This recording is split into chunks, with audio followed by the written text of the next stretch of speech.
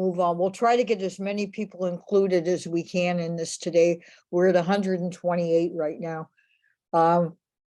So Mark, you're on. Good afternoon, comrades, friends, and family. We're here in a remembrance, in a celebration of a friend, of someone who's lived an amazing life. Kabir was someone who was always there. I remember being at organizing events from Richmond to Berkeley to San Francisco to San Jose to Antioch. He was always there. And it's been hard for me to collect my thoughts about Kabir. All I know is that his life force was so insistent and it pressed on people. He would forward himself to people. And he was unpredictable and dangerous. And some people were put off by him, but Kabir is a figure who I think is increasingly being squeezed out of the world today.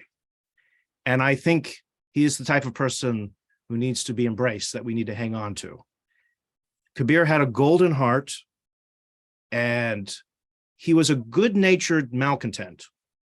And he had a brilliant mind, extremely sharp mind, if you forgive me for these remembrances, and a sharp mind with even a sharper sense of personal integrity. And he enjoyed getting into good trouble. He enjoyed agitating.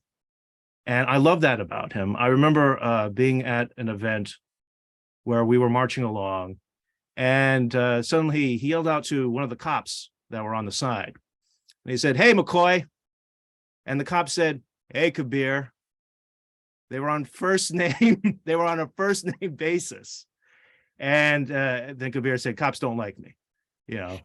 But I always remember that. That was one of the first times I encountered him. And you know, his Giants baseball cap, which I'm sure everyone's going to talk about, it was always there. And he was just such a important fixture for East Bay organizing. You know, if I saw that he was there, I knew I was in the right place. I really got to know him and love him on Javanka's campaign in 2018, where he was challenged in a way that was tested his talents and his abilities. But no matter what, his heart, his golden heart, is what I'm always going to remember. And 30 years old, it just doesn't seem, it's still unimaginable to me. It's still, yeah, it still doesn't seem real. In tribute, we're going to be letting a lot of people tell their remembrances about Kabir. We're very privileged to have his family here, and we're honored that they made time to be here. You're going to hear a lot of stories. You're going to hear a lot of stories. And I'm going to turn it over to my comrade, Benny Zank of the East Bay DSA. He's part of the executive committees. And Benny is going to say a few words and introduce one of our main speakers. Benny, are you there? Yeah, I'm here. Really appreciate those kind words, Mark. Yeah, Benny Zank with the East Bay Democratic Socialists of America. Knew Kabir quite well through our Green New Deal committee work, our Eco-Socialist Caucus, and definitely through the Bernie campaign and part of Javanka's campaign. And just kind of want to echo what Mark was saying. Kabir is really a special and particular person in the East Bay left in particular. I would say someone who really was connecting a whole bunch of people and organizations on the left in our organizing work. And, you know, someone who was really able to make those types of connections for us, build our movement stronger, build it broader, and really appreciated that about him. Also just want to say it was really special to meet his family this week, to have them welcome such a large breadth of people from across his life into this really trying moment. And just seeing the amount of people coming through the hospital, coming to his room, being there kind of all hours, yeah, really drove home that point for me. And yeah, it was I'm sorry it was at such a hard moment, but it really was beautiful to see. And now I'll hand it over to Javanka Beckles. Javanka is someone I would say as well who really embodies that spirit of Kabir in the way that she's brought together kind of the left movement in the East Bay. So really appreciate that. I know he had a lot of respect for her and really appreciated all the work that she does for us and with us.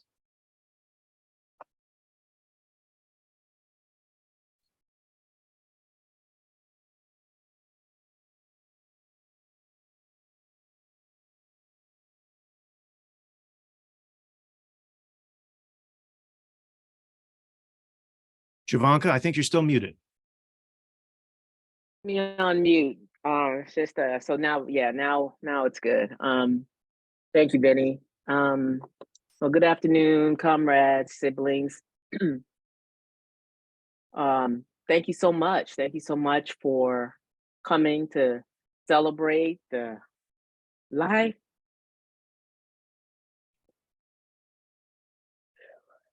of our dear sibling, Kabir Kapur. I'm gonna need a minute.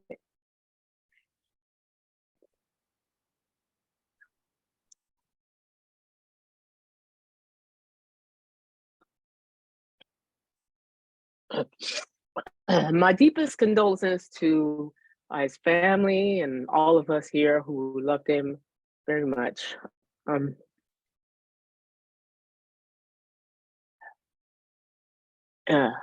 In order for me to get through this, I've compiled some words and that Nicole and I shared with his mother and grandmother. I feel these words are dear to our hearts, and I'd like to share it with the rest of the family and all of you today. Kabir's family may not be able to attend, but it looks like they are here, and I'm so glad to see you. I'm so glad to see you, Sheena. I'm so glad to see grandmother Nani. I don't see her on this screen, but I know that she's here. You're all here. Yes, I'm so glad. But it was so important, you know, for the organizers of this celebration of Kabir's life to record this, so that, you know, just in case you all weren't able to make it, that you'd at least be able to have this recording and hear all of the beautiful stories about our dear brother. It's very important to his mother that I share my experience from last night.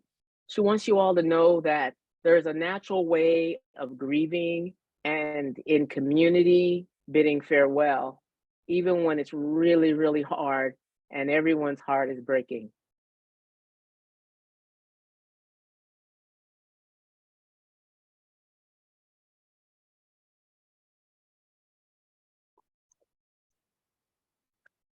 She believes that Kabir would want to educate people on how to grieve, how not to operate from fear, but with an open heart, even in death.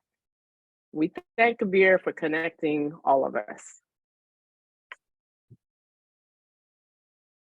I was able to participate in the tradition early this morning, really, that the hospital is called, what they call the honor walk.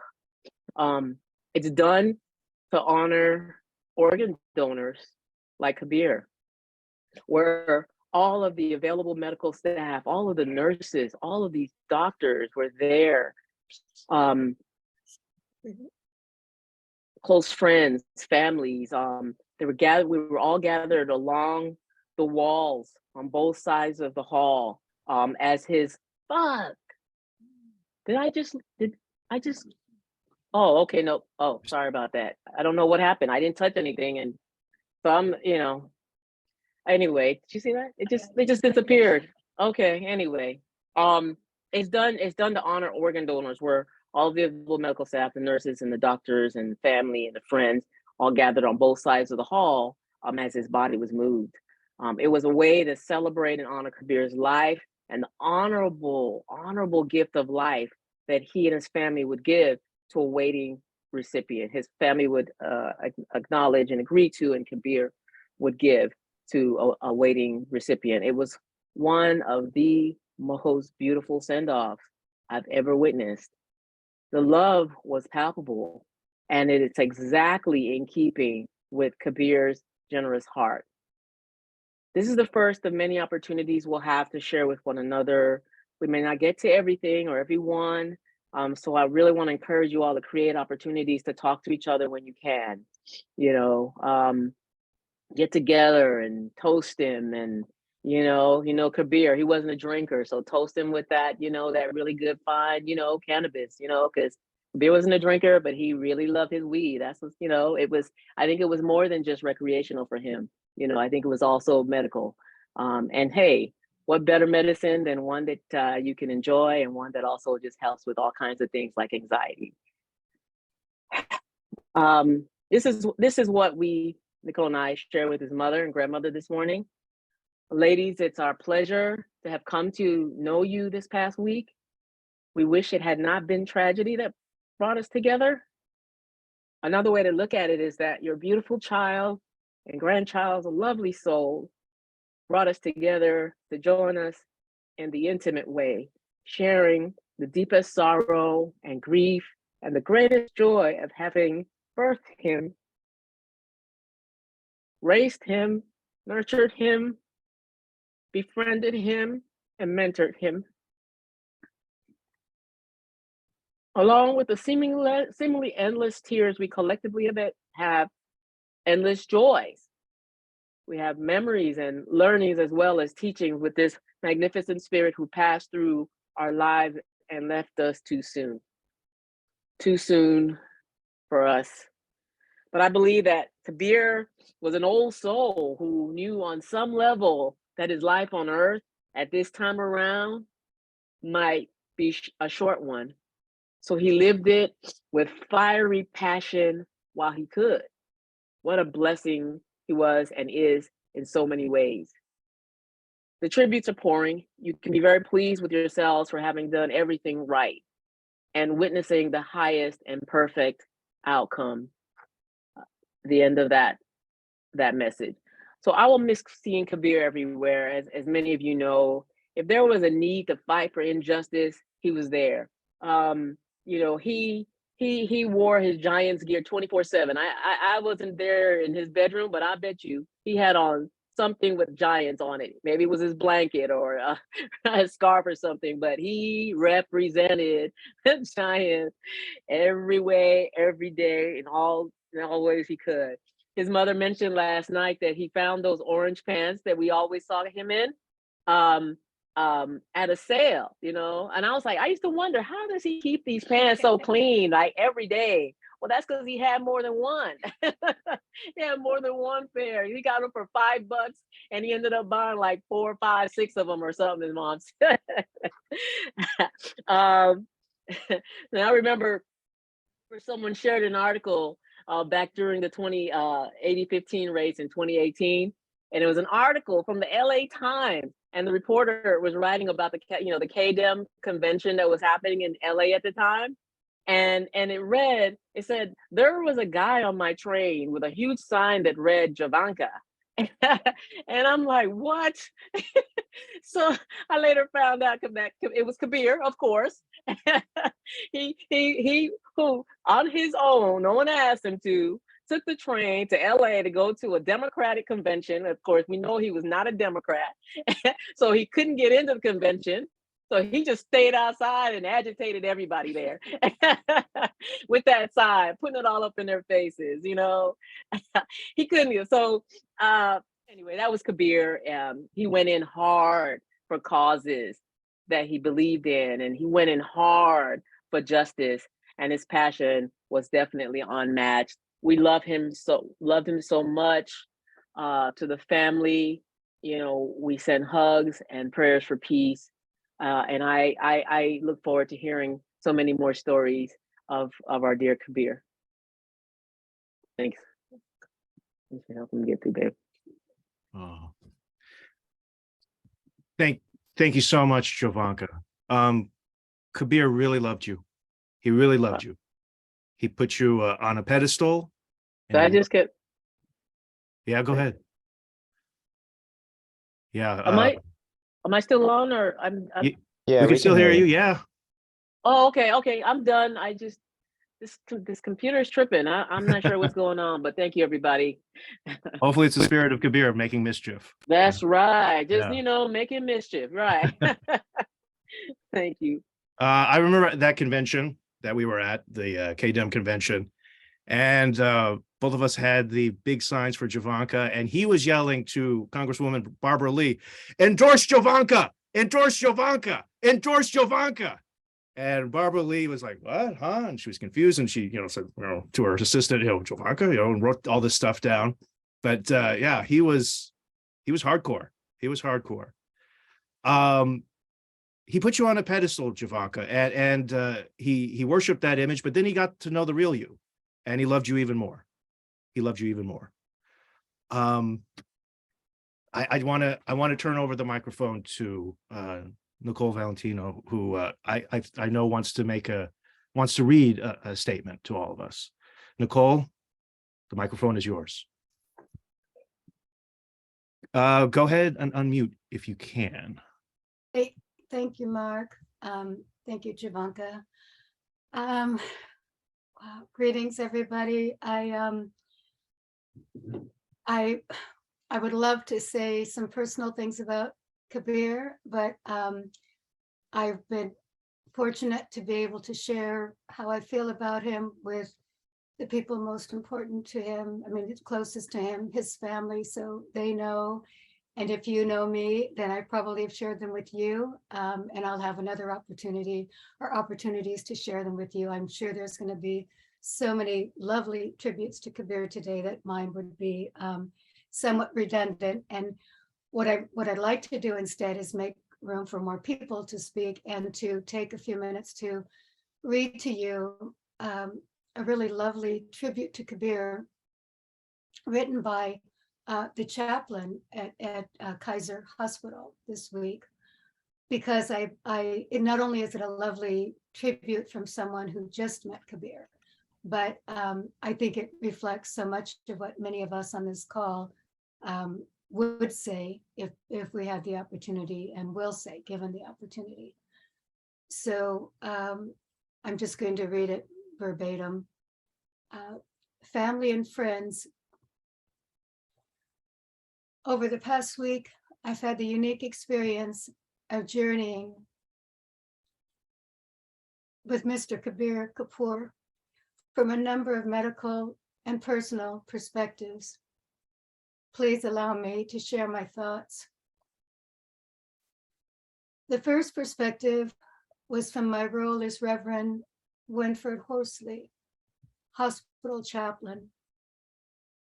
I was called by Mr. Kapur's nurse and intensive care physician to visit his family based on a dire and heartbreaking diagnosis.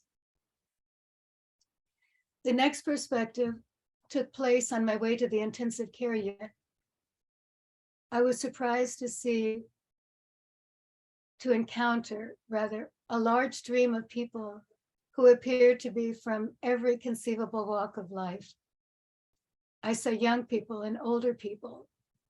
I saw people representing many faith traditions, and I might add no faith traditions that they are consciously aware of, cultures and ethnic groups. I even saw and subsequently met the newly elected mayor of Richmond, Eduardo Martinez. My final perspective, I thought to myself, who is this young man that can command such a wide variety, such a wide array of people praying for him, holding him up, supporting his family and each other in love and collective grief? What I learned very quickly was that Mr. Kabir was special. He was and will forever be characterized as a special gift sent by his higher power to share his love, humanity and kindness to a world in need of love, humanity and kindness. This chaplain was blessed to have had wonderful conversations with Kabir's mother, who confirmed just how special her child is and forever will be. This chaplain was also blessed to talk with Kabir's grandmother, who further confirmed just how blessed Kabir is and will forever be. Then there was the community of friends and fellow activists that showed up in great numbers, who overwhelmingly confirmed just how blessed Kabir is and will forever be. To each of you who have been touched by this young prophet, please allow yourselves to openly grieve, because openly grieving is healthy and sacred. Finally, think of ways you can honor Kabir, beginning with spreading the same joy and blessings you received from your child, Sheena, your grandchild, Nani, sibling and friend who will live forever in your heart. Be blessed always. And I would just like to add, there's whatever your beliefs are, I ask you to hold with Kabir as he's making this transition in loving kindness, whether that's a candle in your heart or a candle on your altar, a candle in your mind. Kabir was a light. And as we know, on the opposite side of light is darkness. He was also a full human being with frailties and challenges. And I don't mean to overshadow that, but I also ask us to each look at ourselves, who within us doesn't have the light as well as the dark. And on behalf of Kabir, I would ask you to be good to each other, be kind to each other, be loving, be honest, and if we've got to work something out with each other, let's do it radically. Let's do the word radical justice. If we're truly radical warriors, let us be warriors of love and reconciliation and kindness and community in action, not just in words and spirit. So I thank you for your time. And Nani, Sheena, family, I love you. Thank you. Thank you, Nicole. Thank you so much. Thank you so much for that. Radical love. I think Kabir would love that. Radical justice, radical love, radical forgiveness. We have so much more that we need to do in his name and in his honor. And it's appropriate. He is a gift. He made a difference to all of our lives. And he's a gift that is still making a difference in his organ donation. He's still saving a life. By doing that, he's still enriching more lives. Another family is now enriched by Kabir's existence, as we all have been. I do want to open it up to people who want to give their remembrances of Kabir. Go ahead and have your hand raised. I'll call on three of you. Please let us know who you are and how you got to know Kabir. And Kabir had many demons, and he had so much good in him, and so much that was in conflict. And it's still, whatever those demons were, his golden heart was always something that was undeniable. Like I said, his energy was so insistent, a life force that was so insistent. It made a difference on everybody he encountered.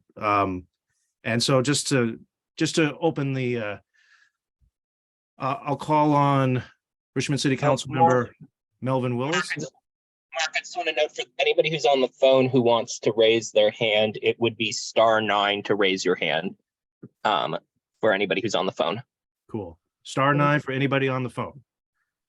So the first three hands I do see are Richmond City Council member Melvin Willis, our friend Austin Tam, and Joshua, all friends. Melvin, go ahead. Okay, you guys can hear me. Yeah. Well, good evening, everybody. I wish we were obviously under better circumstances, but considering this is a remembrance party, I will share a few memories. And in order for me to share these memories, I'm going to have to ask people to forgive me because there is a certain level of cursing that are involved in some of these memories, but they are hilarious. At least they are to me. If you can't enjoy them the way I do, my experience, you guys had your own.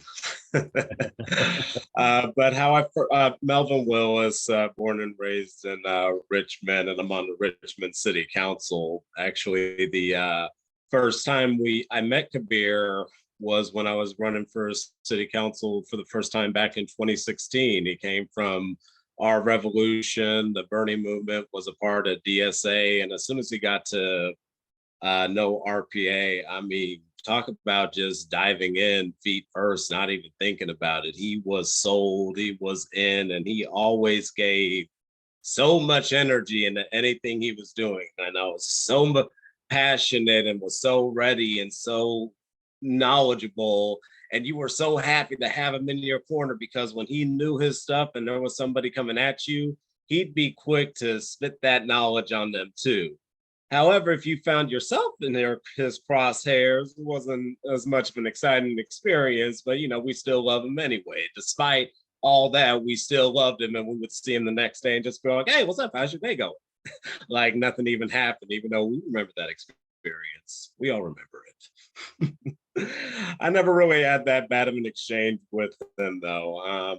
I always seen him around. We would always talk. He would share some strategy with me. And even when we had a disagreement, I think we had a disagreement about issues on the council agenda, and he would be very strong in giving his opinion. And I'd be like, well, that's your opinion. I'm taking it into consideration. And here's mine. Take it how you will.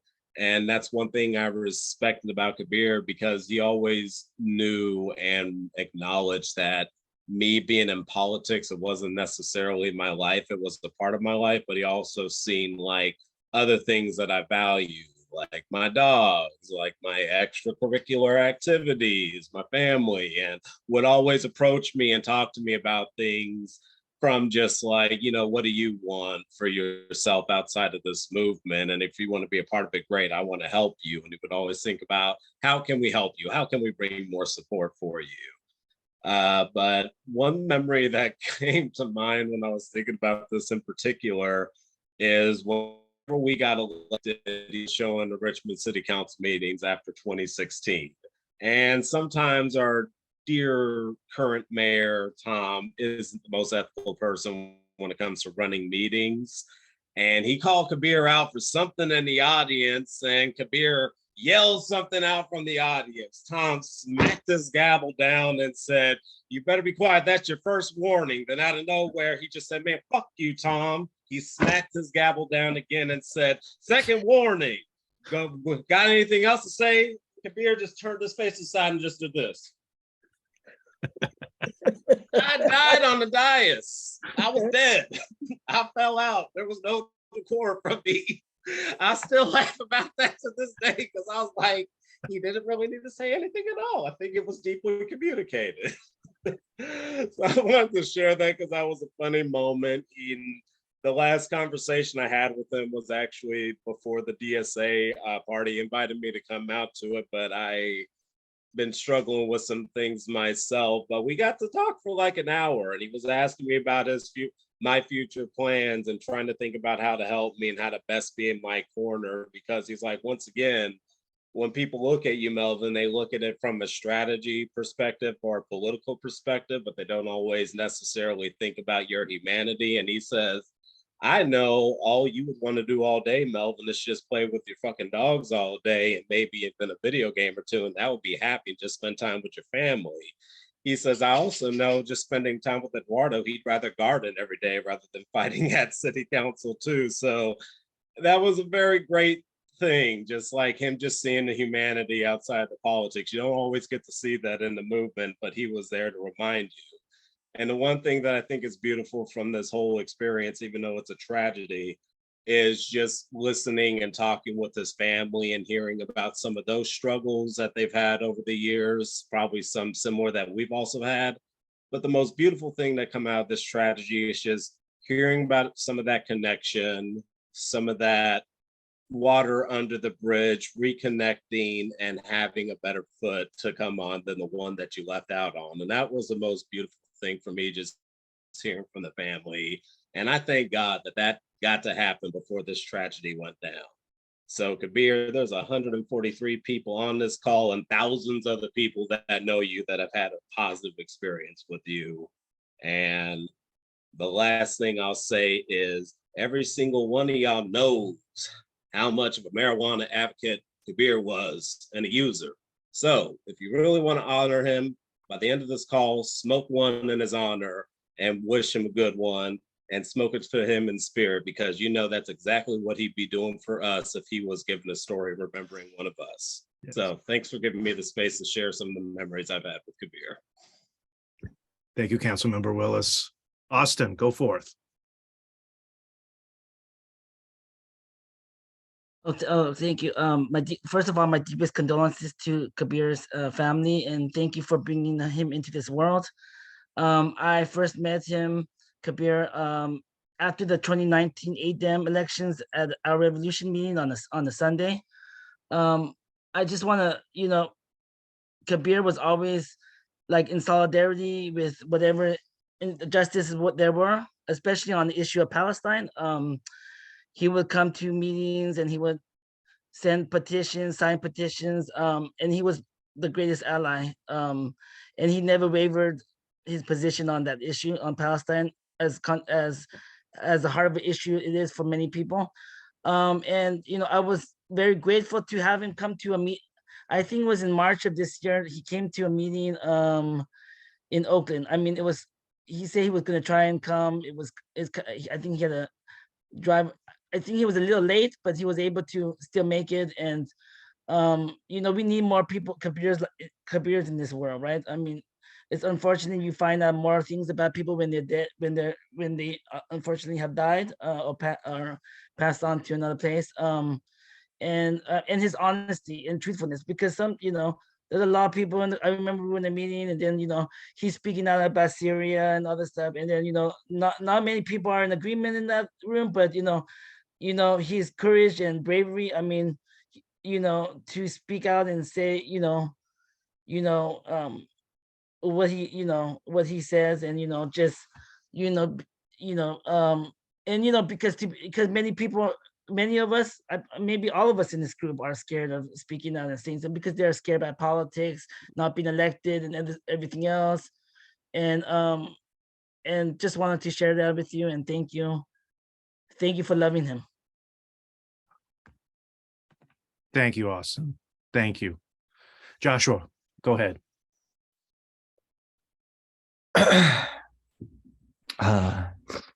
Sorry, everyone. This might be a little bit tough to get through, but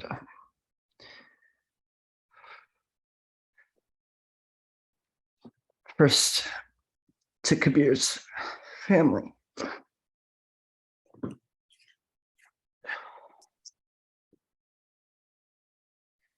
Your son was my brother.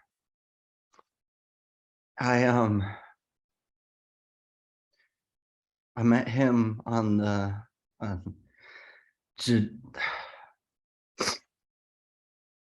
I met him on Javanka Begel's campaign. And it's so good to be with so many of you that I haven't seen in so long. And I wish it was for a better reason. I came on to Javanka's campaign at the end, tail end. And I remember the first time I came into the Progressive Center, I had a Dodger hat on, and Kabir goes, "Oh, you're a Dodger fan? That sucks." And you know, till his last days, he was giving me shit for being a Dodger fan. But like people have said, he was everywhere, you know, and I was with him at a lot of events, and I was with him alone a lot of the time too. And we really connected because we both didn't drink, and we were able to be vulnerable with each other. And he really opened up to me about a lot of different things. And he really loved his family, and he loved everyone here. And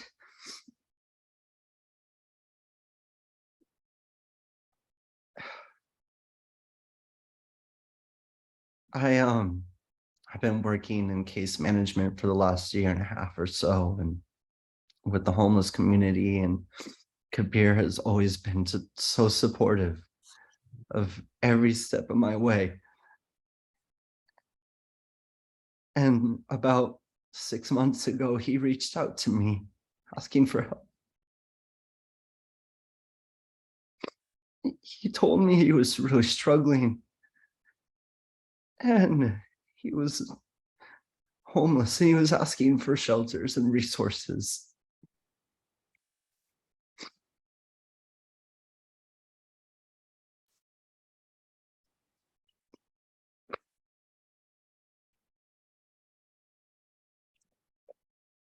I try not to carry any guilt. I hope he was comfortable in the last moments of his life. I hope I know he had support with the people in this room. And I'm glad to hear he did get that support.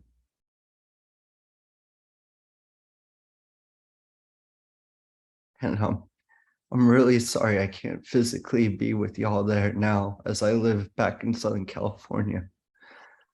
But when I heard, it just really, really hit close to home.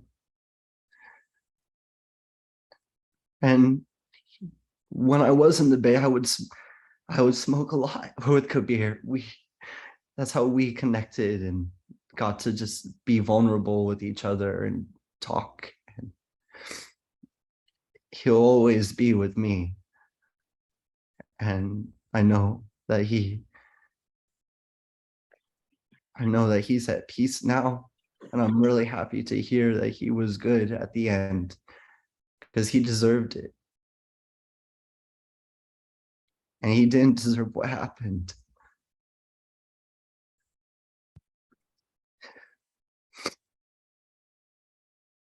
I thank you all for letting me be vulnerable with you. And again, to his family, I'm sorry. Thank you, Josh. Thank you. Josh, you should know at the ICU where Kabir was, I've never seen more people all together giving their best wishes to a family member, you know, just activists, friends, elected officials. I mean, the place was packed with love, and your spirit was there as well. We're going to have some words from, we're just after one of the most amazing progressive sweeps ever in East Bay history. And one of the greatest of the victories was this next gentleman, who is the newly elected mayor of the city of Richmond, Eduardo Martinez. Eduardo, go ahead. Thank you. Kabir was very protective, and he wanted to make sure that I was protected from innuendos that I was protected from false narratives, that I was protected from people not behaving properly. And I really appreciated that of him. Kabir was a very passionate person.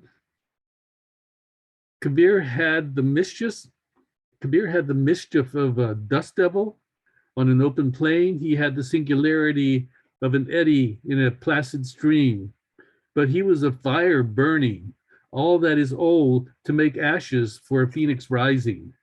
In Kabir's head, he saw something that we all hope for. And he saw it in all of us. And he knew that if he put his energy into pushing us forward, he could hold us accountable for doing what was right, what is right, and what will be right as we move forward. I used to play chess with Kabir, and sometimes he'd win, sometimes I'd win. But he would always tell me that I win when I lose because I learn more. And Kabir was always searching for knowledge. Kabir was the king of the cat meetings, the council agenda team. He knew what we needed to know, and if he didn't, he was able to research it and find the answers before the meeting was over. He was fantastic that way. Kabir was a devil's advocate. He at first, when I first met him, I called him an alpha male because he was always pushing, and it wasn't until later that I realized that it was to push me to think harder. Because later on he said to me, you know, you can't grow without growing pains, and you can't grow in thinking without thinking pains. So if you don't like me agitating, fuck you. And so what he was telling me was that if I don't care to grow, if I don't care to learn, then fuck me. And you know, I mean, you can't disagree with that. So I love Kabir, and I have so much to say to him that I haven't said. Not because I don't want to say it, but because I don't have the words to express what it is that I feel, what I think or not think. It's almost like Kabir had difficulties with metaphors because people would always attribute things that Kabir said, that's not logical, you know, that, you know, and then he'd go into explaining why the metaphor was stupid, didn't work. And you had to think of, you know, you had to agree with him and come up with something else. But I love Kabir, and someday when I can find the words, I will put them together and speak to Kabir in whatever way I can. I know he's here with us. Kabir, I love you. I love you. I love you. And it's funny, we at the last CAT meeting, we had a conversation, and we went around, you know, asking each other, what are you feeling? And I said, to be truthful, I'm not feeling anything. And in a sense, it's because I have this way of divorcing feelings because grief is hard for me. But I also know that somehow, some way, sometime, those emotions will hit me and I won't know what it is. But when it does, I know that Kabir will laugh and say, I told you so. Because Kabir really had a way of understanding. And Kabir, I love you, I love you, I love you. Thank you. Thank you, Eduardo. Thank you, Eduardo. He loved you too. He loved you very much. I remember when Kabir was arguing with a comrade. I'm pretty sure it was about foreign policy, and I was just listening with half an ear open.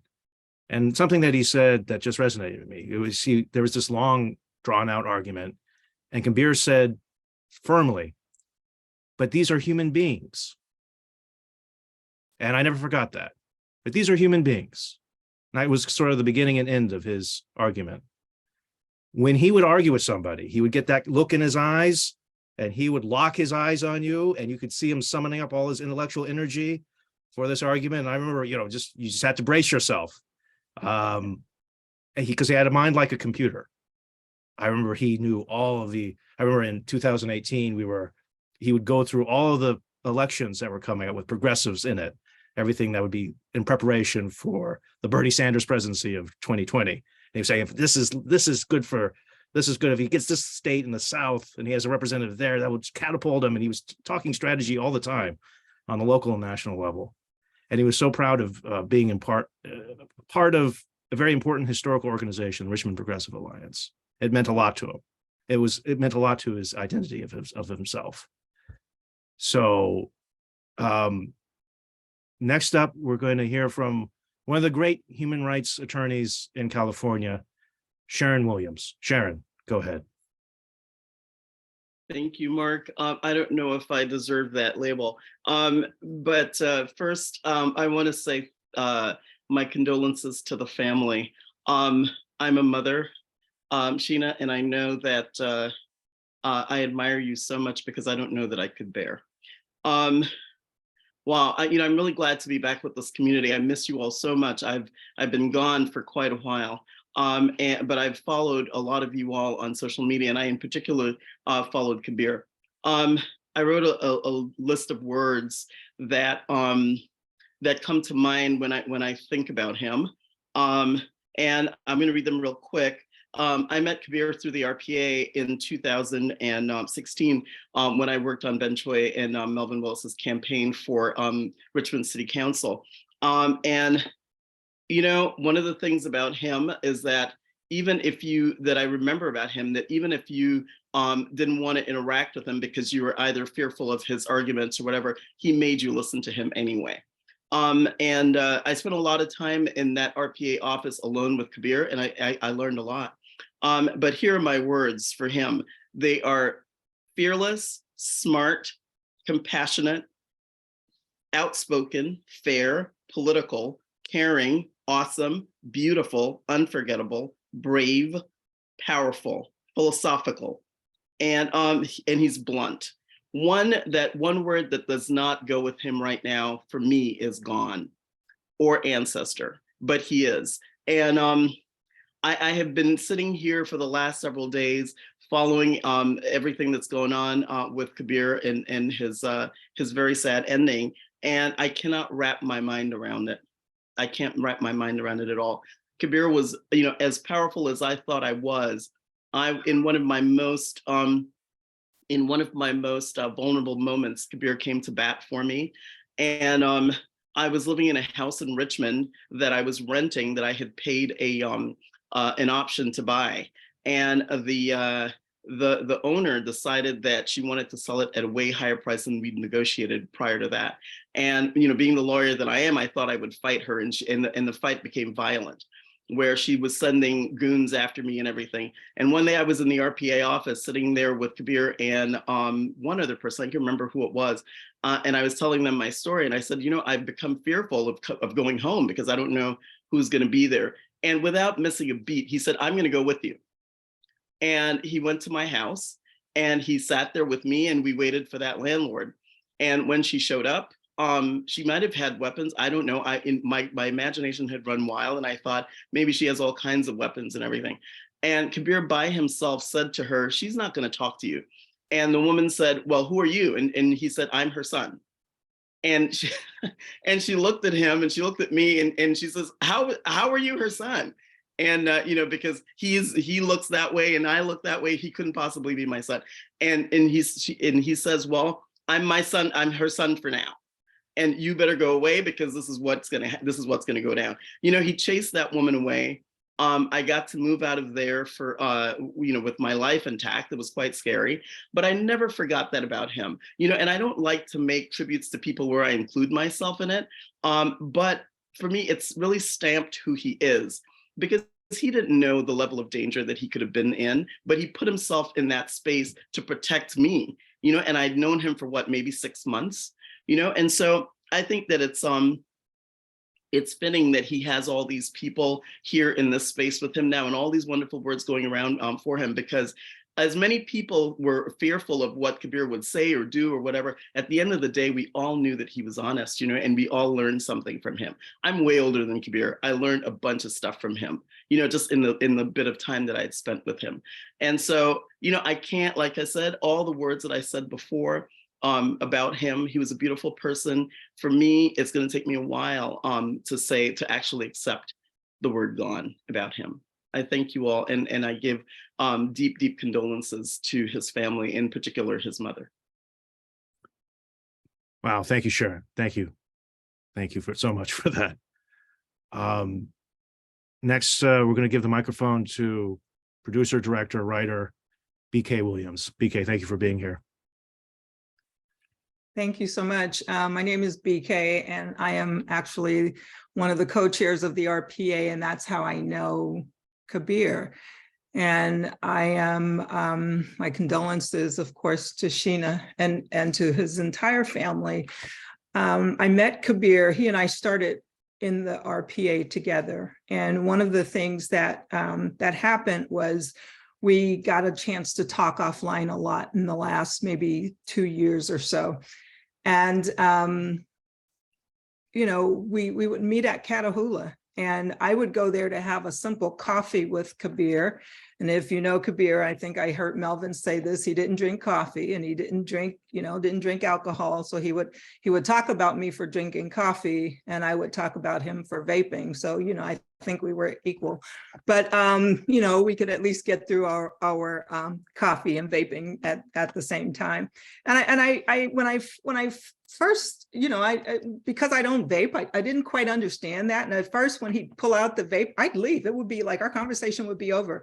But I came to understand it a little differently. It calmed him, and it was something that he needed to do. So we would sit there and he would blow on the side and I would just be fine. But I mentioned that because in talking to Kabir, one of the things that I learned was, as much as he was involved in politics and as much as he loved politics, he was a personable guy.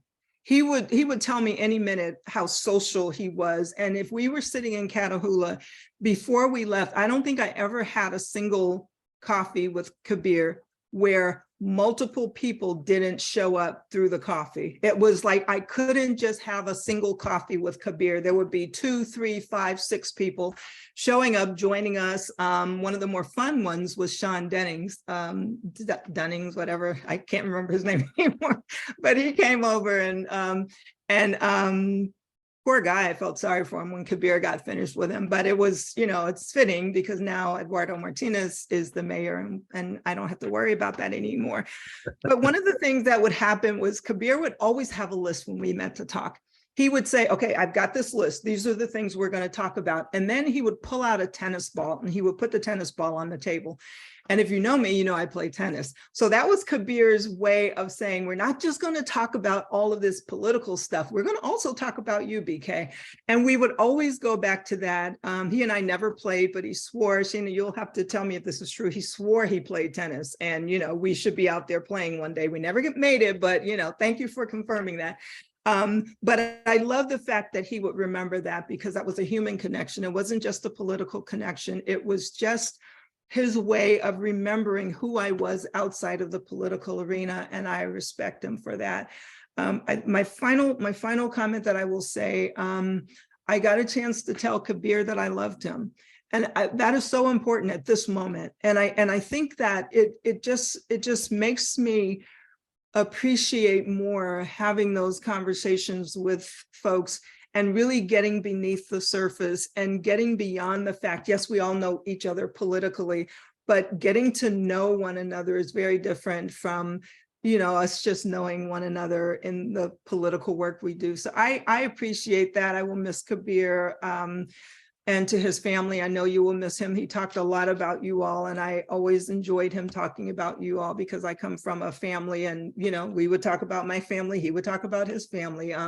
One of the recent meetings we had, he was on his way to watch his brother play soccer. He had to leave the meeting because his brother was playing soccer, and so he wanted to make that game. And so, you know, cut our conversation short. I still have a couple of unanswered questions, but you know, the last RPA meeting we had, I texted him a question because we would always chat back and forth during the meetings. And so I have there's like 2 unanswered questions. I hate to make up my own answer and imagine what Kabir would say, but I will miss talking to him, and I am honored to be here with his family. I'm so glad you made it. And it's nice to see all of you even under these circumstances. So thank you so much. Thank you, BK. Thank you. That was lovely. That was really lovely. Thank you. Next, we're going to hear from West County Water District Director and recent candidate for Congress. Glad that she is here, Cheryl Suth. Cheryl, go ahead. Hi, thanks, Mark. Thank you. Thanks, everybody. You know, very similar to what Javanka said earlier. You know, Kabir is the little brother. You know, he's one of the few people who you could actually start a conversation with at midnight. Not be on the phone at midnight, actually start a conversation with at midnight. It's one of the few people who I'd pick up the phone, who would call me any time of the day or night and actually have a conversation. I met him, he was just out of college, and he's a young man with an old spirit. And those of you who know. And I just want to take this just a moment. I was writing something, and I want to say something to all of you. I wrote it because this is something that he and I shared. Many of you may not know about him, and we wrote a lot, and we used to write back and forth. I journal, and so we used to write back and forth, and I'd read it to him, and he'd give me a feedback. And my 3 words for Kabir are integrity, humane, and confident. But each of us has a story. And fear and loss and grief and insecurity, they're inextricably tied together. And grief can be a garden of compassion. If you open your hearts through everything, that pain can become your greatest ally in your life search for love and wisdom. It's by Rumi. And I want to tell you that the loss of someone that we love can be an excruciating experience. Loss, no matter when it happens, death it's sudden, even if you're expecting it.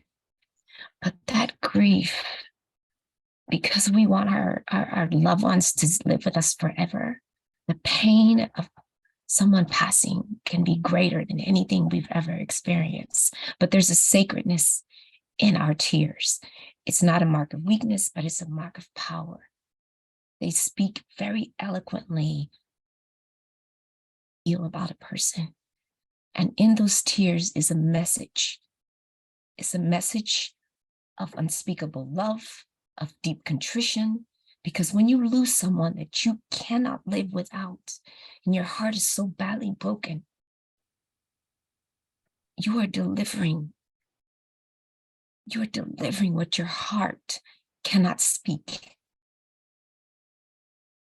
No one ever tells us that grief feels a lot like fear. But that sensation, the same fluttering you get when you fall in love, it's the same fluttering you get when you feel grief.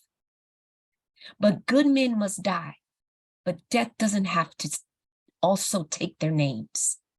When we live in a way that honors our loved ones, they live forever. Wherever there is love, there will be grief. A life without grief is an unthinkable life. The value of our lives is not based on how long we live, but how much we do and we contribute to others in our society. So many of us spend our lives chasing things and people and titles. And we forget that we are supposed to be busy, not doing, but becoming and being. We forget the journey. And Kabir was about the journey. He was about leaving a legacy of positively affecting other people's lives every day. That's really the point of all of this. It's why we have so many of us that were at that hospital and that are here now. We watch people do this tangle, especially during the political season, about who can acquire the most or brag the most and do the most. But what are they doing? Are they doing it from this altruistic purpose and for humanity, not for spotlights or trophies or awards or titles or to enrich their bank account? But are they doing it to contribute to the world? One of my favorite quotes is a Native American quote that says, "Only when the last tree has died and the last river has been poisoned and the last fish has been caught will we realize we cannot eat money. Our ability to become who we are is destined and balanced in our deliberate personal liberation from the comfort of being uncomfortable, being unafraid, being stable, and feeling complete and secure. The moment we allow ourselves to feel challenged and anxious and frightened and threatened and unwelcome for just being, that is the moment we learned that we have an unknown internal strength and awakened by an immeasurable power to change the world. And that is what our friend, our brother, has challenged us to do. And I hope we will pick up that mantle and we will continue. And that every time you wake up, you ask yourself, what good things am I going to do today? Because remember that when the sun goes down at sunset, it will take a part of your life with it. What will you do? Te amo, mi hermano. Te amo.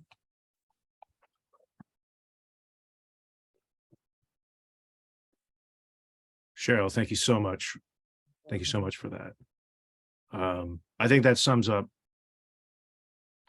Kabir's connection to politics pretty well. What are you doing for people?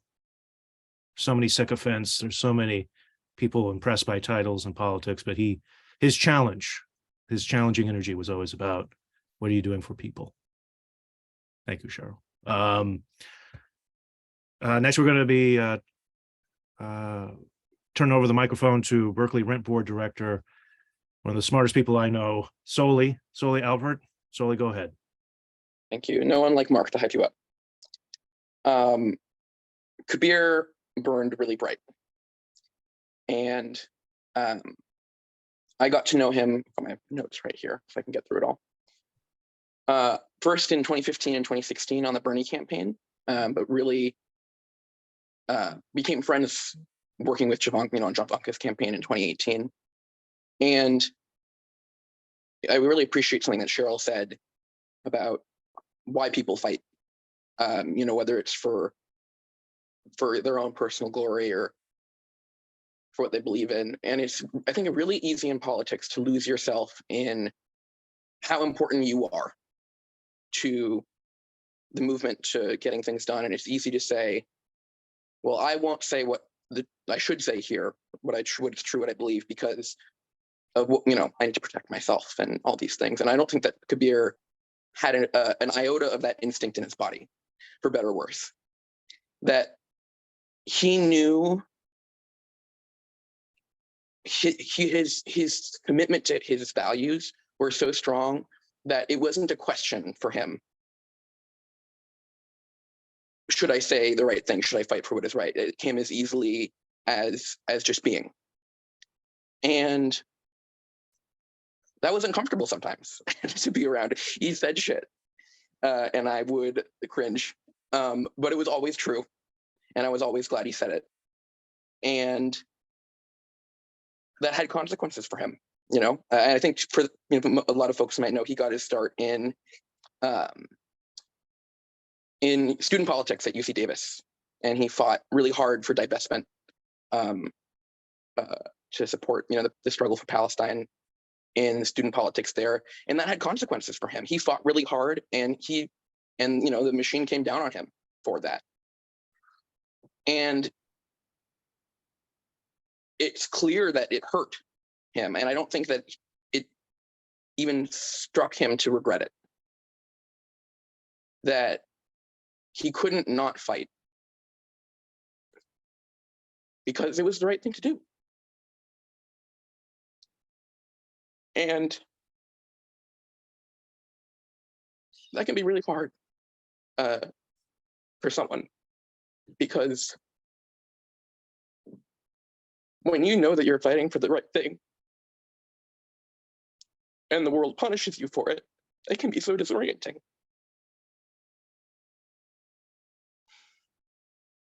Like, if I'm fighting for what I know is right, why is it bringing so much pain? But he burned really bright. And what I'm struck by with this tragedy is we can't take for granted how long we will have to fight. And we can't take for granted that we will be able to fight tomorrow. And so we need to fight today. That, I think it really reminds me of the seductive danger of that voice that says, I'll do the easy thing now so I can fight tomorrow. Kabir never did the easy things so he could fight tomorrow. He always fought. And I hope that if I can be half as strong a fighter as him, I know that I'll be doing good. So I don't know if he was blessed, but I know that he was a blessing for all of us. And may his memory be a blessing for all those who knew him. Thank you. Thank you, Soli. Thank you so much. Thank you so much. Thank you. As I said earlier, we are just coming off of an amazing historical progressive sweep here in the East Bay. And amongst the great victories for all of us is the next city council person for City of Oakland, District 4, Janani Ramachandra. I'm going to give the microphone over to Janani. Thank you so much for being with us. Hi, everyone. I just wanted to briefly share my first interaction with Kabir and why it's so powerful to me till this day. I would say hours perhaps after I declared that I was running for state assembly a year and a half ago, Kabir reached out. He was one of the very first people who reached out to me, just because he heard about the announcement. I was so new to this world. And we talked. He was one of the first people who introduced me to many of you in this room and many of the organizations that you are all a part of and fighting for. He was one of the first people who took a chance on me when I was new to the world of organizing and trying to be an elected official as a progressive and as a true lefty. And it was striking to me that he was also, like me, South Asian. There are very few South Asians in political organizing, in activist spaces, and the fact that he was one of the first people that reached out to me and taught me was incredible. And I'm never gonna forget that for as long as I live. And he really was so present in so many spaces that made an impact. And I'm honored to have gotten to be a part of his journey and honored that he was a part of mine. Thank you. Janani, thank you so much. Thank you. Next up, I'm going to turn the microphone over to former Berkeley City Council member Cheryl Davila, and we're thankful that she's here. Cheryl, go ahead.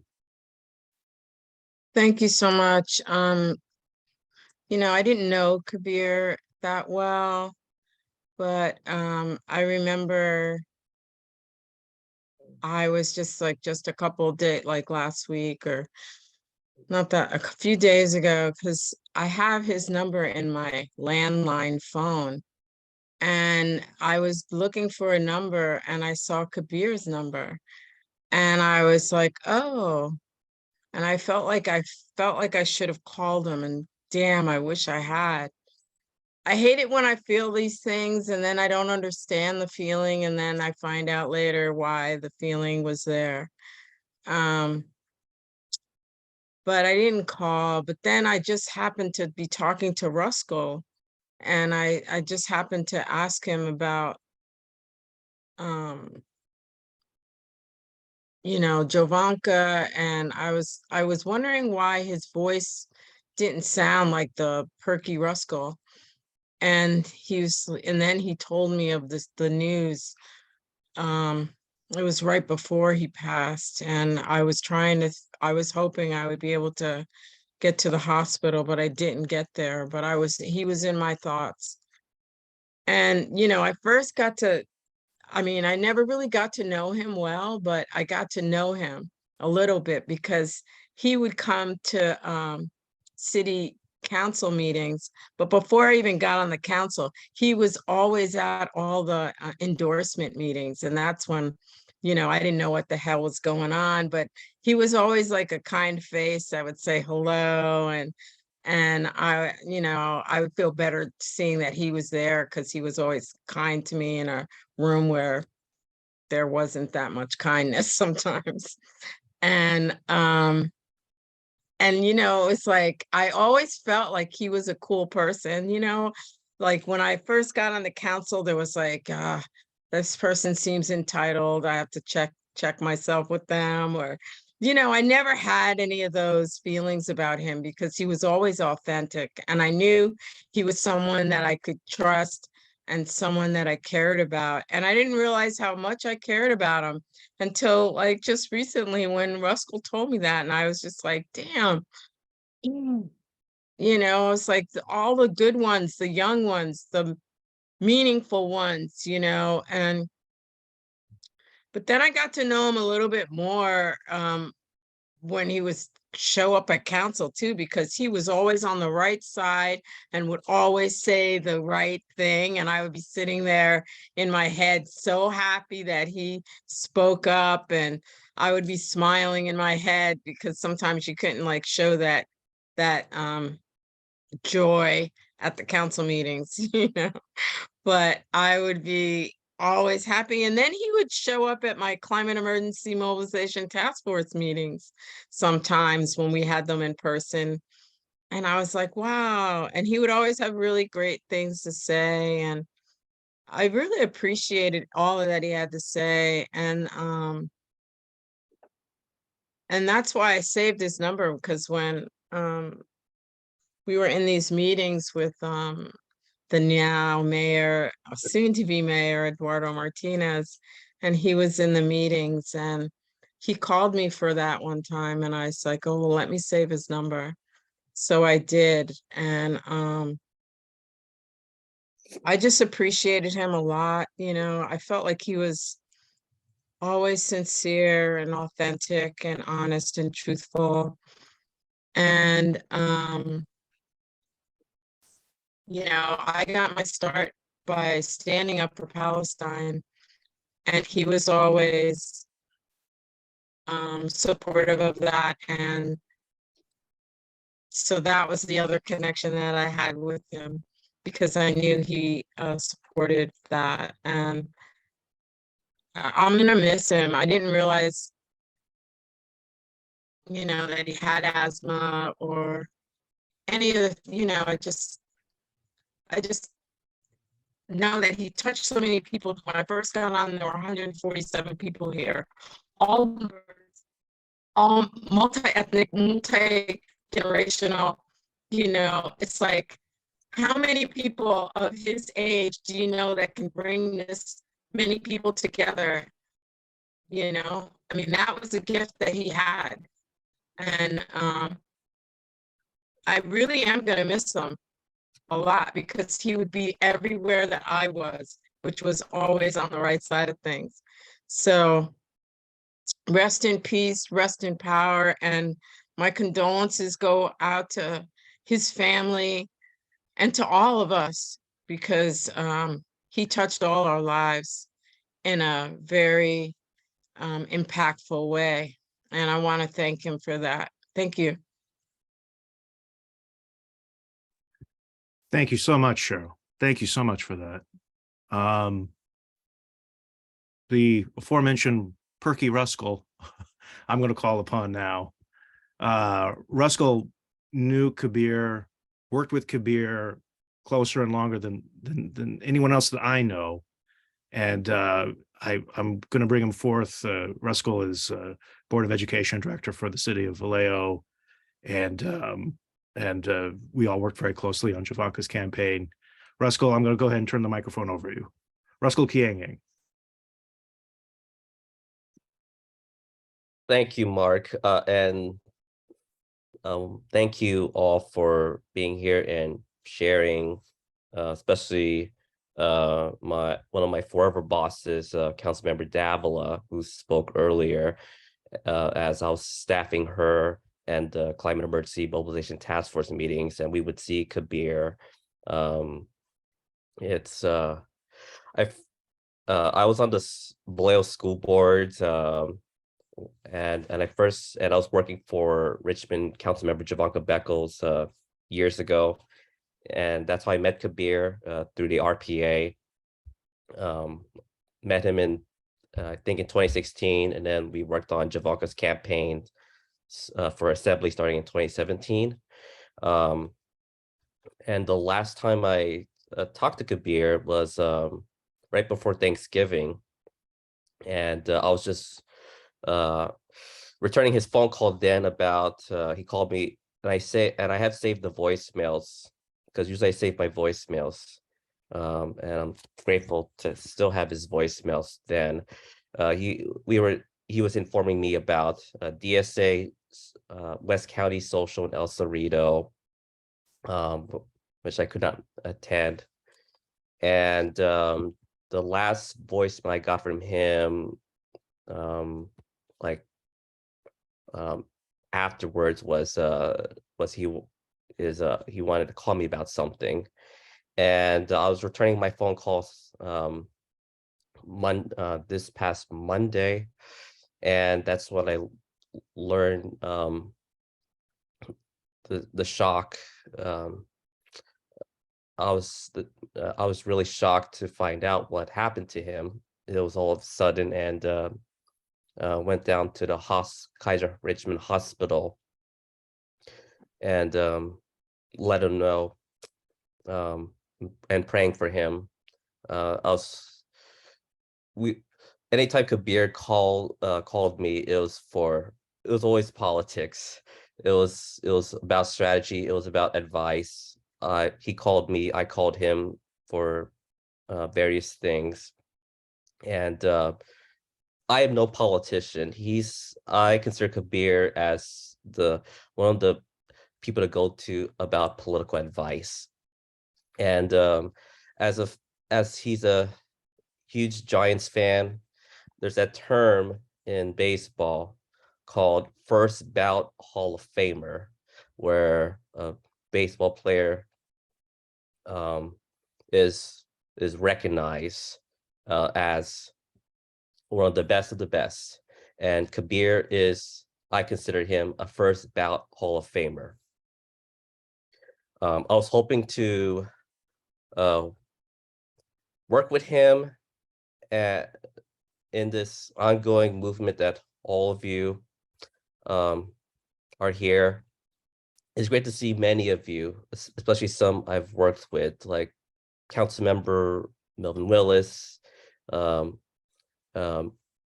Mayor Eduardo Martinez, former Councilmember Davila, Rent Board Member Paula Laverde,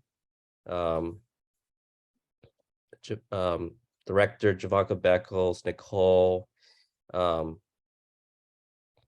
just many that he got us together throughout the area, throughout this state. I hope that we could adjourn this meeting in his memory. I hope we could ask our respective city councils to, whether it's a resolution or proclamation for his years of service to our community.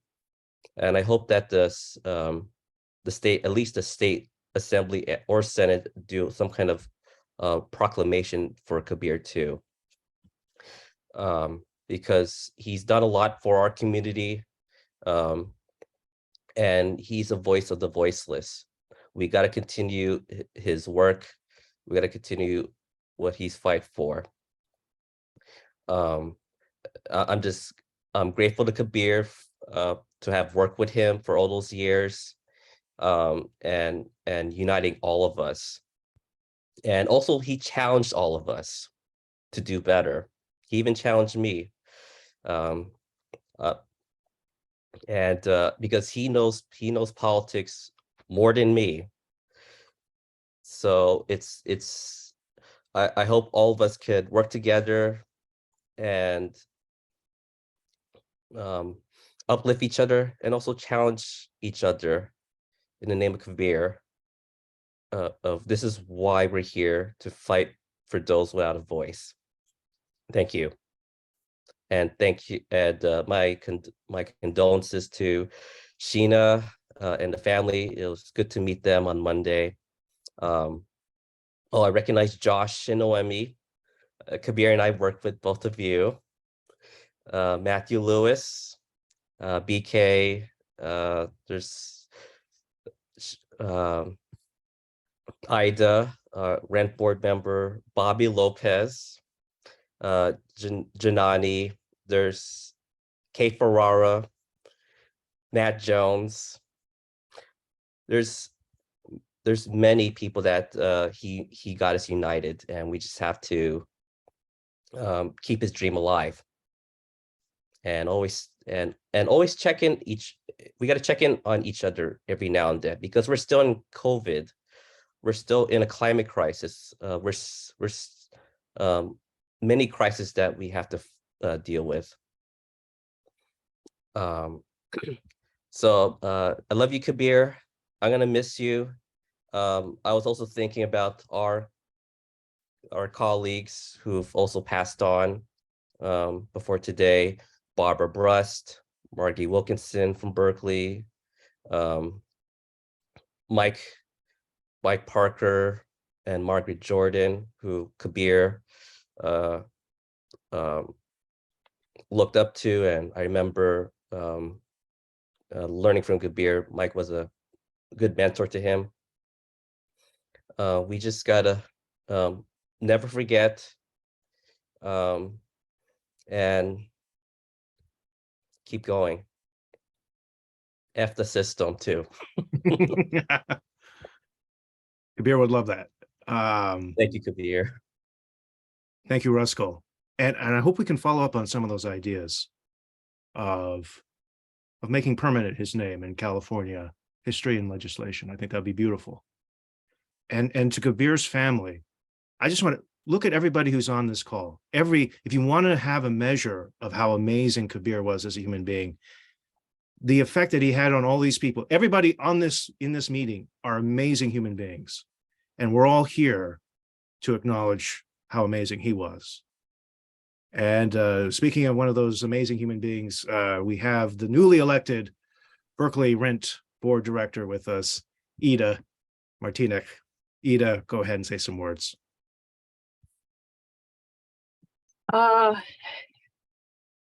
It's hard to speak. Kabir, I wasn't close with him, but he was everywhere. He was at every progressive meeting, rally, protest, you name it. Last time I saw him in person was at I believe it must have been before the pandemic, at the concert of this young teen activist fighting for environment. I cannot pronounce his name. His last name is Martinez. It was at the Cornerstone in Berkeley. And, you know, Kabir and I lit one up. And, you know, he was always there for everyone. His heart was so big. And, you know, talking of him in the past tense is just really difficult. He was so young and so kind. And there were times when we would argue over something at political meetings. And I now feel a pang that I couldn't, and that didn't tell him how sorry I was about that later when he proved to be right.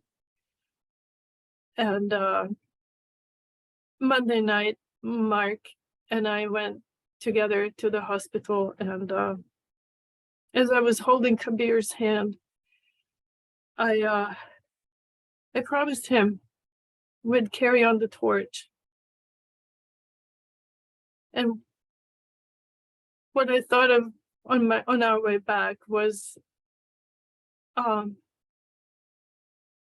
it's a shame, really, that we couldn't do more for him.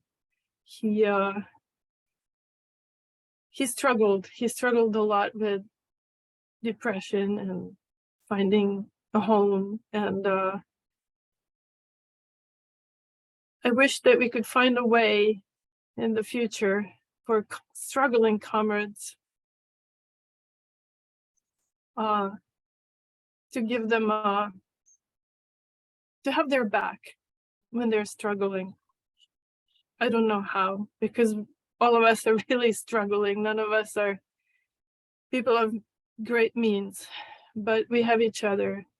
And with what's coming politically, nationally, and globally, I just don't see things getting any better. And we really need to build community and solidarity. And this was one of the main reasons why I ran for the Berkeley Red Board. These are very scary times, and Kabir was in all these meetings that he attended. He was always our voice of conscience, and I'd like to honor that. And Sheena, you've raised a beautiful human being, which tells me that you are one as well. Thank you for giving us Kabir. Thank you, Ida. That was beautiful. Thank you. The last two speakers we're going to hear from Matthew Lewis. Go ahead, comrade. Can folks hear me all right? Yep. Yeah, so I've been thinking a lot about what I would say about Kabir. And I'm not really sure where to start, but I think there's one thing I definitely don't want to forget, which is someone said something that I don't disagree with, but it's like, how nice we have all these activists and we have all these elected officials here. And I'm very glad we have all these elected officials here. But I think it's important to remember which elected officials are here. It's not, whenever a U.S. senator dies, they're like, you get people from both parties being like, oh, they were so, we miss him and all that stuff because he was, so cordial, and you'll see, or just because, or even if you disagreed with him, even the people who were most ideological disagreeing with the senator will tell the Associated Press something like that. And we don't see that, like the people who, we see lots of really great elected officials here. We don't see the really terrible ones here. And why is that? And I think that really speaks to Kabir's character. That Kabir was about holding people accountable. We talk a lot about, and so, that meant both holding his allies accountable if his allies did something, and it also meant holding accountable those people who were not allies. And I think that that's something that sometimes we often either forget, or other people who are not our allies try to tell us, make us feel like, we're supposed to get along to get along. And well, Sir Kabir may have made mistakes in how he dealt with stuff. I know I've made mistakes in how I dealt with stuff. I know that like Kabir would be, I think, Kabir the fact that the folks who are here at his memorial are folks who were fighting with him for a better world, and not those who weren't, shows the kind of person he was. That you should be making enemies out of people who are not trying to make the world a better place, and still have the people who you disagreed with sometimes on stuff like tactics, but we're working together to achieve the same goal, coming and speaking highly of you. And I think Kabir's, the folks who are here that represents that. Kabir did a lot of great work with the Richmond Progressive Alliance. He did a lot of really amazing work with student government.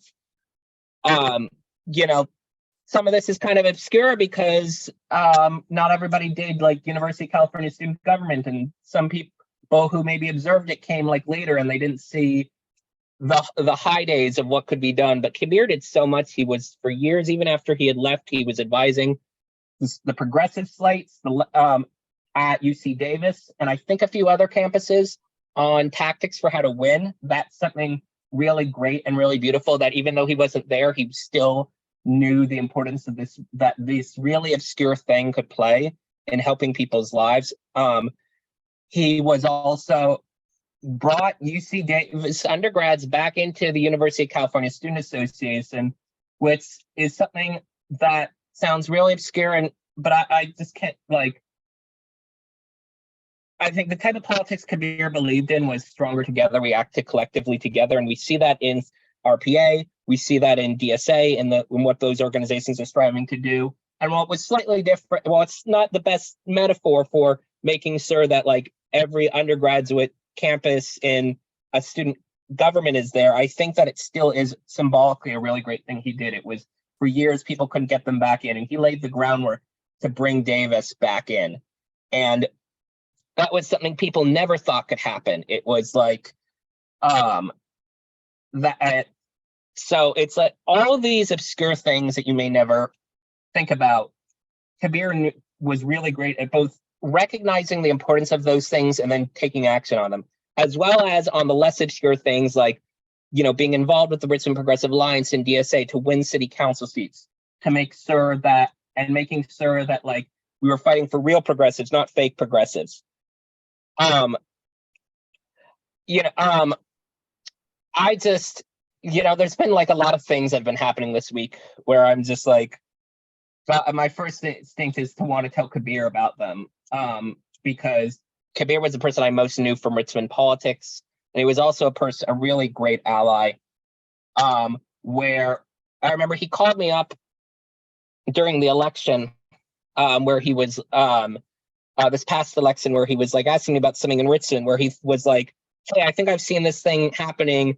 I don't think it's a good idea, but I think you might disagree with me, and I want to get your thoughts on it." I was like, "Oh no, I totally agree with you. This is like, why is this happening? This is not a good tactic." It turned out ultimately that he had been mistaken, and because he went in to go do a little bit of confirming, and it was like, oh, we were both so happy that there had just been some miscommunication.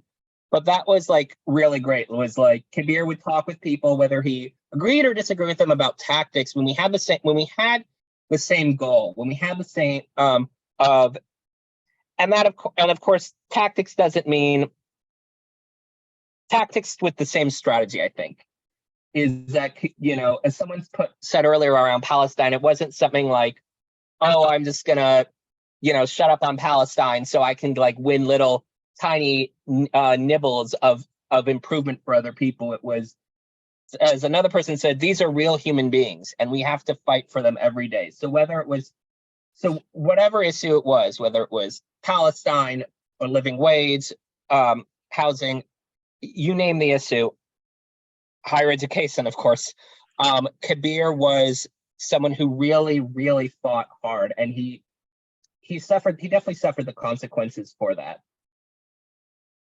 And I think that I hope that we remember what he fought for and the work he did, because it's been so like, I think I don't live in Richmond. I'm not part of the Richmond Progressive Alliance. But I think he really, from what I understand of RPA, particularly RPA at its best, I think he really symbolized it. And I hope that we can all, wherever we are, whether we're in the East Bay or elsewhere, that we all continue to fight for it. Let's continue the work that Kabir was building for.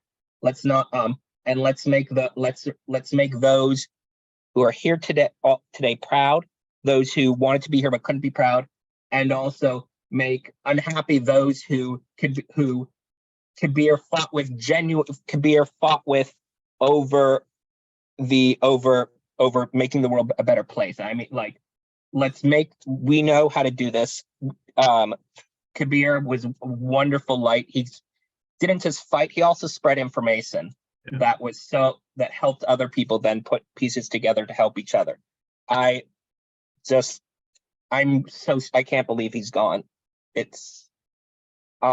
And I'm, I think, losing where I wanted to go. But I also want to add one last thing, which was Kabir was a funny person. I'm pulling it up right now, and I'm looking at the last kind of thread text I had with him was, let me just pull it, was a message from him that I got from him, which is Kabir laughed at your text message. Look what you made me do. The last thing we were talking about was whether or not it was a recount law for a city council race that ultimately ended in a tie, and he kept calling it a recall, and then I copied him and I was like, oh, look what you made me do. And that was a really nice thing, was that we would goof off with each other and be like playful mean. I think that was a really nice thing. And while I don't think funny is the most important thing, I think funny is a great thing to have. It can bring other people into a movement. Kabir had that, and he had the fighting spirit, fighting to make the world a better place. And so I just thank you, Kabir, for all that you did and all that you're going to continue inspiring. You are not done inspiring people. So thank you so much. Hear, hear. Thank you, Matthew. We're going to extend time just a little bit because we have other people with their hands up, wonderful people that we want to hear from. Also, everyone take a look at the great slide of photos, of memories of Kabir that Benny Zank put into the chat box. Go ahead and take a look at it. There's some just wonderful images from his family and a wonderful image from Alfred True. Just want to piggyback on what Matthew said. And I say this with great love. Kabir was an incredible pain in the ass. And, not just for others, but for you, but he was a pain in the ass in a fun way. it was fun. I mean, there was never any resentment or anger or displeasure afterwards. And it was kind of fun when he was in the middle of doing it. And I hope he was that way for his family. And no matter what a nudge he could be, all I can remember is the laughter and the love afterwards. You know, it was never displeasurable. And I loved it when he was being a pain in the ass to other people. That was the prized position to be in, to watch that happening.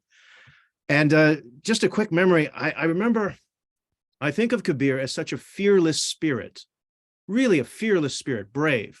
We heard about his stances and the consequences he paid for his support of Palestine. I remember sitting down on the curbside and he was telling me about his social anxiety. And I was a little taken aback. I was a little surprised.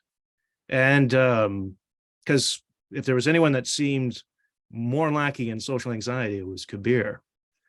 So I wish I had more of those conversations with him. But going forward, we have, I'm going to pass the mic to Daniel Schaefer. Go ahead and tell us about yourself and how you met Kabir. Daniel, I think you may need to unmute. Good, that's working. I feel somewhat of a poser in this sort of environment because I did not know Kabir well. He was a good friend of my son's at UC Davis. Every time we would go to visit Rylan at college, Kabir was there. They were constantly just at odds with each other.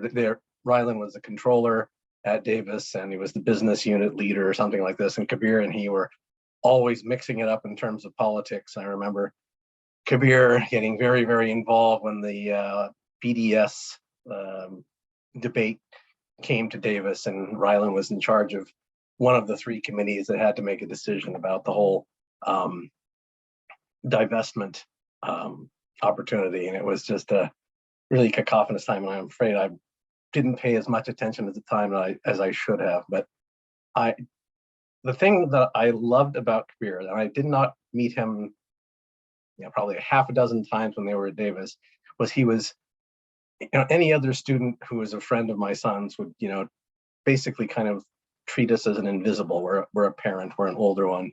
But Kabir would just engage you directly and just treat you as an absolute equal. And he was a joy for me to mix it up with. And I've none of Rylan's friends are Facebook friends with me, but he's probably the person I retweet, but repost his things the most. I liked his things the most. He was an absolute joy for me to discuss politics with, and just an incredible 1,000-watt bulb. I mean, the guy was just super, super bright. That was obvious. He came back, we saw him the last time last June. He stayed with us a couple of days when he was down here to go to a Grateful Dead concert. That was another thing that we had in common, he and I. He was telling us about how he had just been diagnosed with, I'm not sure, bipolar or something like this.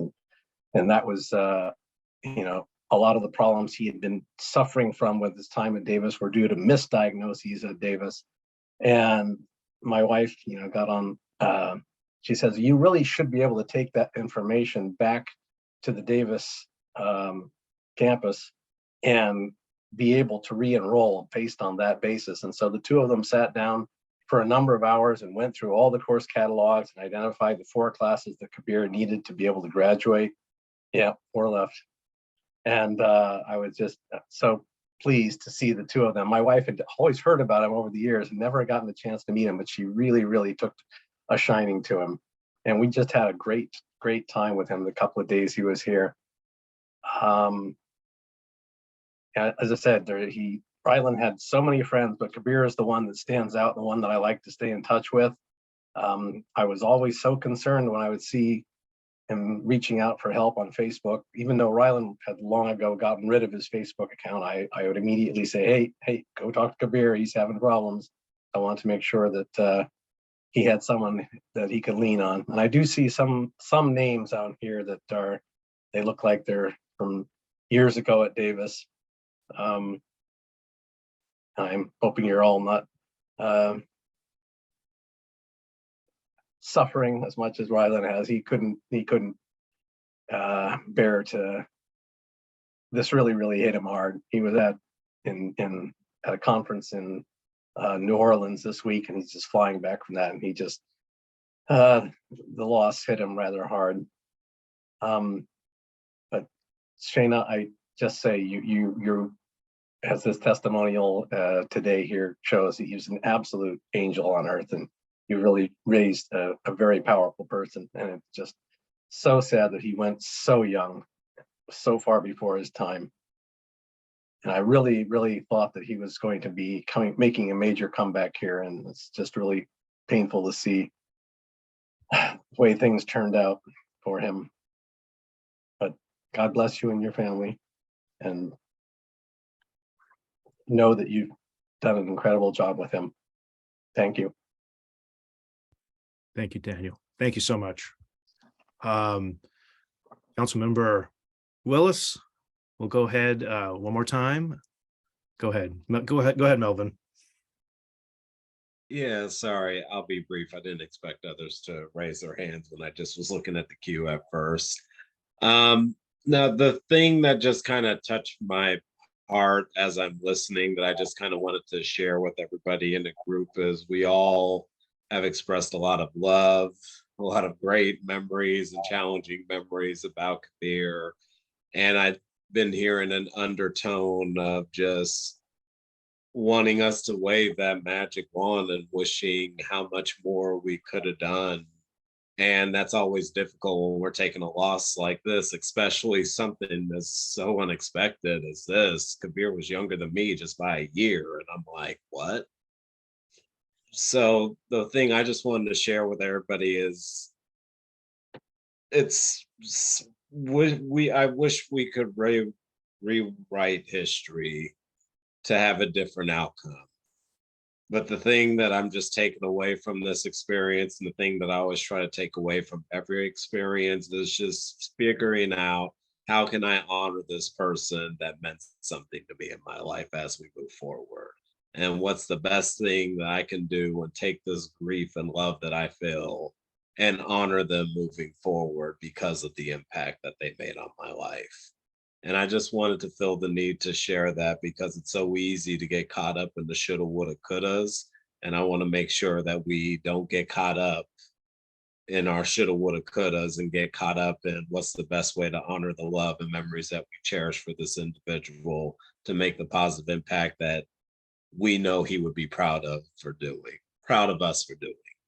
So that's the last thing I wanted to share. And it's good to be with all these people and hearing all these stories about how Kabir has impacted people's life and relating to people on the same feelings I felt when I've interacted with them too. Thank you, Melvin. Thank you. Next up, just one of the great activists in the East Bay, one of the people that is on top of every political dynamic that happens in Northern California politics, and also a great artist, great architect, great thinker. He did a wonderful image of Kabir. You can take a look at it in Benny Zank's slideshow. Someone who's all of our friends, Alfred True. Alfred, go ahead. Hi, everyone. Yeah, such a tough week for so many of us. And wherever I was, whether in the East Bay, in Richmond, in Berkeley, or even working statewide, Kabir was there fighting for progressive politics, for all the causes, whether it was for Medicare for all, for funding education, for fighting pollution, all these issues that touched so many people, but also touched his community and himself so much. And he was really there. He's like, he always was wearing the Giants hat, but he was the real giant among us, just fighting for, as Bernie would say, for the people that we don't know. And he really fought for Richmond, making sure that Richmond was part of the movement and was part of politics. And he was just so young. But I also think how in Richmond, we lose so many people so young. People live shorter lives there than in Berkeley and other parts of the East Bay because of all the impacts of pollution, of all the other policies that have not worked out for them. And when Melvin was earlier saying, how can we honor him? I think for me, the best way to honor Kabir is to make sure that we fight to close that gap so that we don't lose people so early in Richmond and other frontline communities. Thank you. Thank you, Alfred. Thank you. We're going to close out just one last speaker because of the limitations of time. I'm happy to turn over the microphone to someone who worked with Kabir extensively. Noemi, go ahead.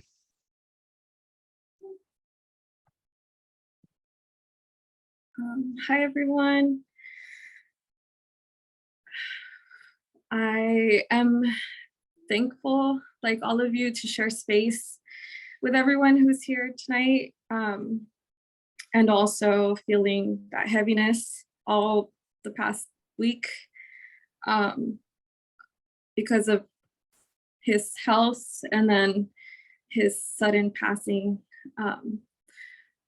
Here in Southern California, I tried my best to honor him by just sharing about his legacy, his work with my current coworkers who do social justice work. And I just reflected. I took some time to just sit in silence in a safe space I built for myself, and just to think about him and think about his contributions, how others have shared. I met him on the Javanka campaign, and like many others, we stayed after hours and just hung out, and we were similar in age. So I'm glad I was able to just know him as a person, to be able to share a picket line, one of the most progressive campaigns in the state. And then the last time I saw him was in San Francisco at a Palestinian rights march and protest, and I just remember like smoking a blunt with him in the back at some point, and giving him a big hug before leaving back to Southern California. And I've been thinking about that all week. He reached out some months back, but just thinking about that last hug, that last smoke sesh, it just brings joy to have shared space and to have known him, to hear for the past 2-ish hours all of your stories. Like, we all only knew a fraction of his amazingness, and to all be now filled with all this knowledge about just the levels of amazingness this person was, it just fills my heart. I'm sending condolences to the family, and I'm just gonna keep on the fight. I know that a lot of young rebellious activists pass away young. Our work is heavy. This sometimes affects our mental health. The racism we experience, like just the spaces that, like I think Soli mentioned, when we're fighting for good work and we get reprimanded for it, it just feels kind of like, whoa, what type of world are we living in? Like, I know all of us here want to build a better world, like Kabir fought every day, to build a better world for everyone, including himself. So I just hope we can all make that commitment for ourselves to continue to show up for our community, but also for yourselves, for our mental health, for our well-being, for each other. So that's, I don't want to take too much time from the ending here. So just Kabir presente, much love, Kabir. And I know I'll be, you know, I won't physically see him at the next like event, but I know he's gonna be there in spirit. So I hope you all can think of him next time you show up to the next event in whatever way it is that you can show up. Again, you know, take care of yourselves, because that's how we start with this revolutionary movement. You know, we got to look inward and then work on that, on our community and on other spaces. So much love to everybody. Thank you, Noemi. I think those are great words, appropriate words to go out on. I losing a family member is never easy. I want to thank all of my comrades, my brothers and sisters from East Bay DSA, from the Richmond Progressive Alliance, from Our Revolution East Bay. Thank you so much, all of you, for being here. And let's follow Kabir's example. For that fearlessness, for that integrity, making the hard choices, being that pain in the ass, but still, but always being a comrade, still being a friend, still being an ally, and knowing that this is about human beings. Power is for, it's about people. It's not about power, it's about people. And I thank you all for giving your remembrances, and let's continue to honor his example. I'm gonna get a Giants cap and be at the next protest or the next event. And anyone else wearing that, I'll know that they're a family member of Kabir in the biggest family. And what Noemi said, this movement that Kabir made such a strong contribution to, it is uphill work. We picked the hardest fight imaginable, fighting against inequality, fighting for justice, fighting for the future for everybody, where nobody's left behind. It's a big fight. And it was easier with people like Kabir making that uphill slog. He made it easier. He made it more fun. He made it more electric. And I don't know what else to say. I love you, brother Kabir. You're not gone. You're still with us. You're with us now. You're with us tomorrow. And I'm thankful. Thanks, Mark. And I know Sheena wants to say a few words to close as Absolutely. well. Sheena, please go ahead. Please. I just want to close this out by saying I can't say much right now because there's just so much to take in, and I only knew he told me a lot, and there's so much that I just don't know. But just the magnitude of his impact is just mine. Just I cannot even begin to wrap my head around it. And all I can say is we have so much more work to do in the future. And I don't know, I'm going to need a lot of help to just even compile all the stories and compile all the, I mean, I wouldn't even know where to start. So, but I want to thank you all for everything that you said. And most of all, for seeing Kabir in the ways that he wanted to be seen and for what he was fighting for. And in so many ways, I couldn't even see him fully.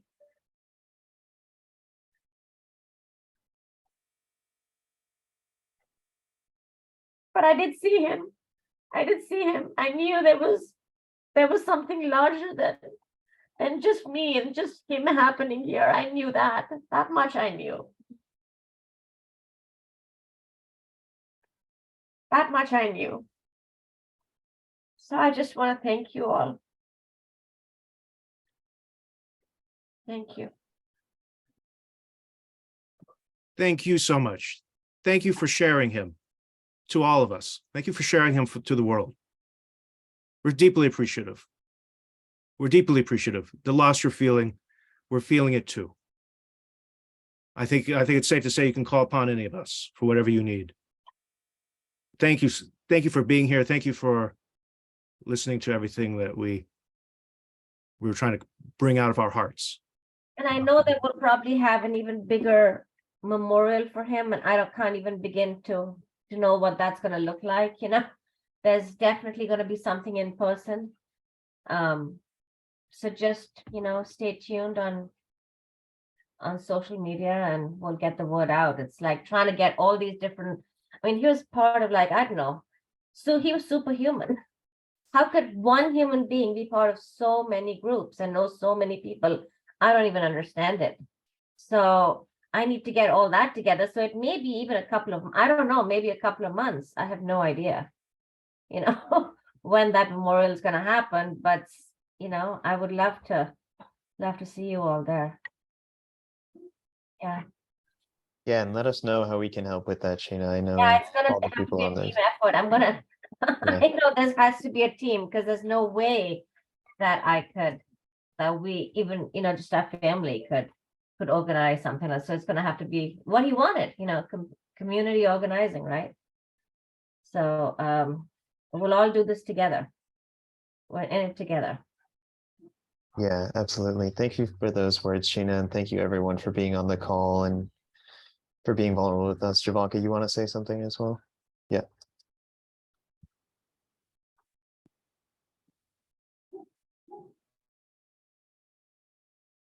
Okay, all right, there we. So I'm wondering, before we all end this call, for those who know how to, well, it's going to be recorded, but for those who want to take a screenshot, can we all just like put up the heart as we end? Everybody put up a heart. How do you do that? So Oh, it's to a do little, it that- says reactions. Yeah, so you've got to go to, if you're on a computer, it's going to be at the Yes. bottom. It's going to be reactions, and probably the same for folks on the phone or folks on their mobile device via Zoom. Phone. It's a happy face with a plus sign on it. And if the heart It's a disappears, heart. go ahead and refresh it. Just Clicking on refresh it, again. yeah. Oh, thanks, Mark. All right, that's beautiful. Oh my gosh. Yes. Yes. We love you. We love you, Sheena. Love your family. Thank you for sharing Kabir with us. All right, everybody. Good night. Yeah. Right, Mark? Good night, everybody. Thank you so much. Benny, thank you. Carol, thank you. Everybody. East Bay DSA, Richmond Progressive Alliance, our Revolution East Bay. Thank you all. Thank you, Sheena. Thank you, everybody. Take care. And we'll share out the link. And just so everybody knows, I've been saving a copy of the chat so that I know a lot of folks put stories in the chat that not everybody was able to read live. So we'll have those saved. Beautiful. Yes. Thank We you. love you, Matt. brother Kabir. We love you. Love you. All right, fam. Have a good night, everybody. Thank you for being here.